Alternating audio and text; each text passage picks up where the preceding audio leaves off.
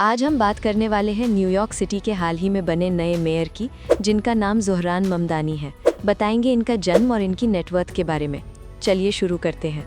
ज़ोहरान ममदानी का जन्म 18 अक्टूबर 1991 को युगांडा के कंपाला में भारतीय मूल के परिवार में हुआ था।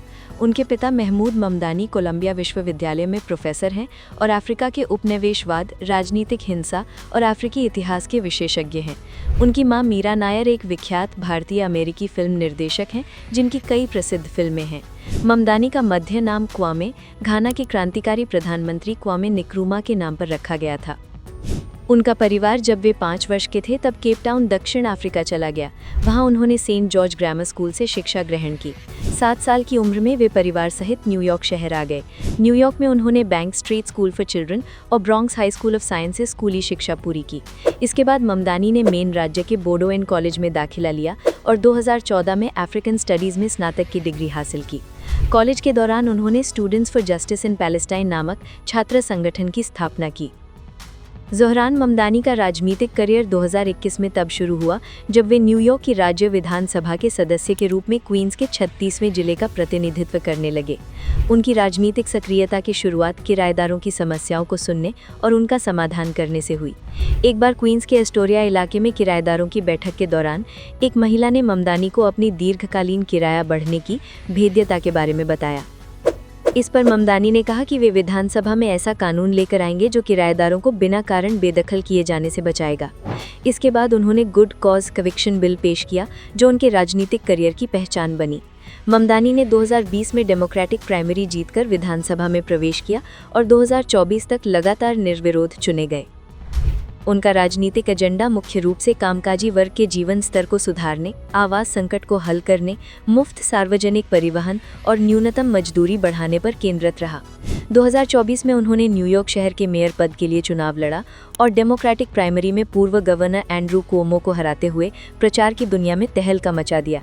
अंततः नवंबर 2025 में मेयर पद पर चुने गए। राजनीति में कदम रखने से पहले वे हिप हॉप कलाकार के रूप में जाने जाते थे और उनके पास आवास सलाहकार के रूप में फोकलोजर प्रिवेंशन काउंसलर का अनुभव भी था। ये अनुभव उनके राजनीतिक एजेंडा की नींव बना। 2025 में ज़ोहरान ममदानी को न्यूयॉर्क शहर के 111वें मेयर के रूप में चुना गया, जो वे 1 जनवरी 2026 को संभालेंगे। वे किराया स्थिरता इकाइयों, मुफ्त बस सेवा, सार्वजनिक शिशु पालन जैसी प्रगतिशील नीतियों के लिए जाने जाते हैं। वे यूएस के सबसे युवा और पहले मुस्लिम और दक्षिण एशियाई मेयर हैं। जहां तक उनके नेटवर्थ की बात है तो उनकी संपत्ति लगभग $200 लाख से $300 लाख के बीच में आंकी गई है। उनका मुख्य आय स्रोत विधानसभा सदस्य के वेतन से है। युगांडा में उनके पास लगभग 4 एकड़ जमीन भी है, जिसकी कीमत लगभग $250,000 बताई जाती है। वे यंग कार्डमॉम के नाम से संगीत में कुछ रॉयल्टी भी कमाते हैं। वे न्यूयॉर्क में किराया स्थिरता वाले अपार्टमेंट में रहते हैं।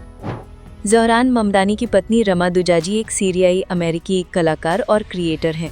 वे अपनी डिजिटल कला और NFT यानी नॉन फंजिबल टोकन प्रोजेक्ट्स के लिए जानी जाती हैं। दुजाजी न्यूयॉर्क में सक्रिय हैं और उनकी कला में राजनीतिक और सामाजिक विषयों का प्रतिबिंब देखने को मिलता है। उन्होंने 2025 में ज़ोहरान ममदानी से शादी की।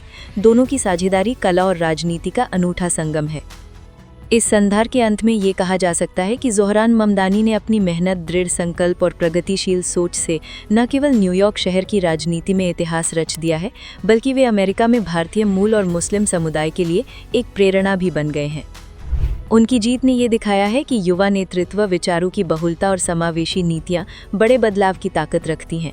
ममदानी का मेयर पद ग्रहण करना न्यूयॉर्क जैसे वैश्विक महानगर के लिए एक नई युग की शुरुआत है, जहां सामाजिक न्याय, आवासीय सुरक्षा और पर्यावरण जैसे महत्वपूर्ण मुद्दों को प्राथमिकता दी जाएगी।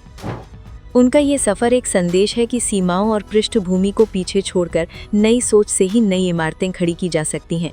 आने वाले वर्षों में ज़ोहरान ममदानी के नेतृत्व में न्यूयॉर्क शहर का विकास और समावेशी समुदाय के निर्माण की उम्मीद पूरी दुनिया को प्रेरित करेगी।